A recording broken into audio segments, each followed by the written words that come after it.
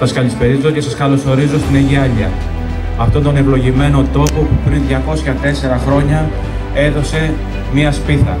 Μία σπίθα που έγινε μια φωτιά. Μια φωτιά, μια πυρκαγιά που σάλωσε όλη την Ελλάδα και έφερε το αποτέλεσμα που όλοι γνωρίζουμε.